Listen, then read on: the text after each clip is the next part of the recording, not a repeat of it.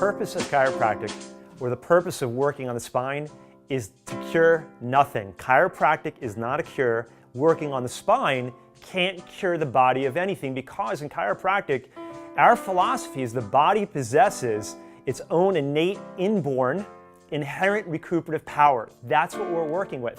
Only the body can cure. Only the body can heal itself. The great physician, the same power that made the body, is the same power that cures men's and cures the body, or cures men's and repairs and heals the body.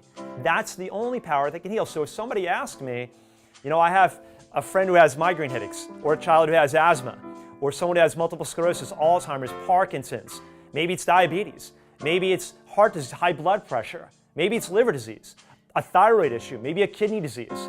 Whatever the issue is, some people come in with lower back pain, neck pain, neuropathies, fibromyalgia, disc problems, disc pain, lower back pain. All of these things don't necessarily have a cure, or all of these things, all of these conditions, I can't provide a cure for, but what I can do is I can remove interference from the system that brings and carries and delivers all healing to the body. The system that is responsible for all healing and repair in the human body, and that is the human nerve system.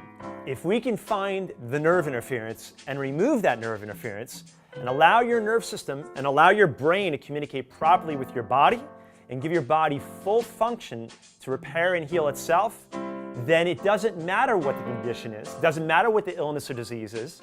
If your body can communicate with itself properly, your body can heal itself properly. Heal me with love.